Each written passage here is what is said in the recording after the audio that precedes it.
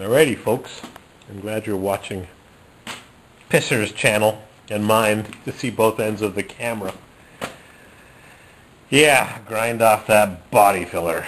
Jeez, crow. Anyways, what I'm doing here, I just pretty much tore apart the tow bar adapter that I made for the Subaru that I've got to pick up in Connecticut because I wanted to raise up the part that's in front of the bumper. I'm sitting behind the wheel. Whoa! Just got jabbed up the behind. Leave me alone, you snowblower. Yeah, where was I? Sitting behind the wheel of the Subaru. That's facing forward. License plates here in the front, or the tag, as some people know it. And I decided to raise this up.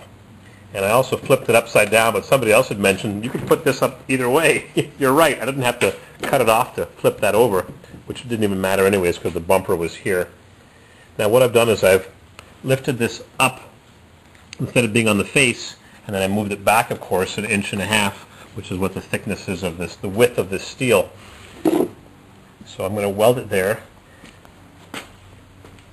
And I also realized that when I had my special bracket here, the bracket wouldn't turn on the tow hook, but the tow bar adapter would. Nothing is going to hold the tow bar adapter from dropping except the tightness of the bolts, and those could come loose so easily, even though I have a retainer bolt that runs through here. So I decided to weld on another 4 inches of a former trailer hitch from a Malibu I had a long time ago, like 30 years ago. Yep, 28 years ago. And I welded on a piece here. And then I'm going to go over to the car, but not tonight. I have to do some apartment repairs. I'm going to install this in the car, get this right up tight against the bottom of the bumper, because the tow hook is just below the bumper. And I'm going to find out where this is tight up against the bumper. I'm going to jack up this part to hold it tight. I'm going to mark with a pencil, which I've got right here. When I get this up tight against the underside of the bumper, I'm going to take my pencil and draw a line and come back here to the shop. And before I weld this, I just have it tacked right now. What I'll do is I'll drill a hole through there, and then I'll take a bushing to get spacer, put this back because I may need it. And I'm going to take one of these long bolts, 1/2 inch by 13 threads per inch by 3.5. $15 for 10 pieces, $1.50 a bolt, grade 8. Made in Taiwan. Put that bolt through there. Put on a self-locking nylock. And that way the tow bar, the bracket here is attached to the tow hook. It can't spin, not attached, but it can't spin because it's indexed. The frame of the vehicle, this sheet metal subframe is right there.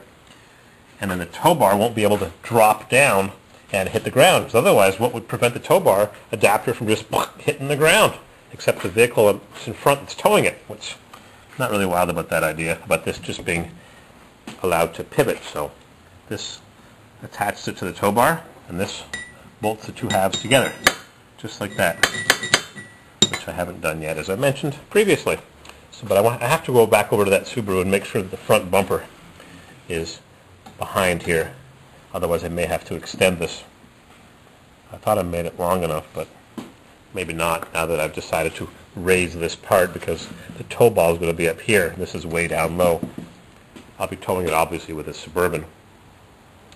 Anyway, that's the update on my tow bar. Now, on a different note, somebody asked me about these discs that I bought off of eBay. Smith & Arrow Ultra Inox, which is an inoxable steel, which is stainless steel, manufactured to quality assurance standard ISO 9001. These are 125 millimeter by 0.8 by 22.2 millimeter, which is a 5 inch, and it just barely fits into a 4.5 inch angle grinder. You can just squeeze in the 5 inch disc, see? Sometimes it'll rub a bit and you gotta massage the guard. So here's what I bought on eBay, and they were cheap. I think it was this is a box of 50, and I think I bought 400. I bought a whole bunch of boxes. They are, it's about 200, yeah, about 200. And I think the box of 50 was $50, a buck each, or 48 or 50. I don't quite recall, but they were very nice because I bought 4 boxes of 50 and they gave me the price of buying 200, which was a deeper discount than just the box of 50 that they offered. They didn't offer boxes of 100 or 200 or 500 or 1,000. So they refunded some money to my PayPal account. So whoever sold these Smith and Arrow discs was very nice to me. And they really work well. Maybe not better than a Makita disc or a DeWalt, but they're also a buck each instead of buying $3 or $4 or $5 worth at the big box stores. Anything else I wanted to mention? Yeah. One more thing. Give me a second to unpack this little baggie. All right. Both of my four-wheel drive, later model Chevy trucks, four-wheel drive doesn't work. So I went online and I bought this AC Delco four-wheel drive front differential actuator for $130. Big buckaroos. And then I saw it advertised in one of the catalogs that I get. It said new differential takeoffs, never used, just got some grease, and they were $45 plus $7 shipping, so I bought 2 of them. But when it comes in the mail, I realized that it uses a totally different style of connector. This is a 2-pin, this is a 5-pin. So I called up the place, says, oh yeah, just get a pigtail adapter, a harness. So I call up the dealer, and $50 on eBay and $40 off a different place, Liquid Nation or Liquidation Nation or whatever it was.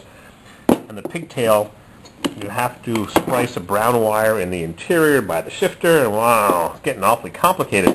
So I went to my box, my AC Delco box that I hadn't returned yet, even though it was $130, and I see that it's the old style, which supposedly is no longer available. That's why they've replaced it with this one. This is an electric motor that goes to engage the four-wheel drive. This one uses a thermal actuator which fails or doesn't work when it's cold. So aside from failing, it's also been discontinued. So this replaces this, and you have to get the harness. So this is $45 and the harness is $40. And it's this loop of wire business, and it's kind of complicated, so it doubles the price of the replacement from $45 to $90. And I think this was $130, and then I had a $30 discount coupon, so same price, but this is a thermal one that doesn't work well when it's cold, and this one's fail-safe, and you have to put some disc inside the hole where this thing goes in. And wow, big difference. Huh. So I printed a page up off the computer, but I have to review it a bit more to better understand how to make them work and what that harness entails, because if I put this one in, it's plug and play. You just screw it in, plug it in, and I don't know. They say that it's a thermal blah, blah, blah, blah, blah. It doesn't work well when it's cold, but hey, it's never going to be cold again. Global warming. So I reviewed all the stuff I wanted to review. Part number, discs, tow bar adapter, and I've got to go repair some apartments, do some small plaster repairs and a bathroom ceiling fan. I got the fan in that I ordered for $40 instead of the one that Mrs. CW gave back that was $80. All done. Thanks for looking, and enjoy Pisser's channel and mine. Thank you.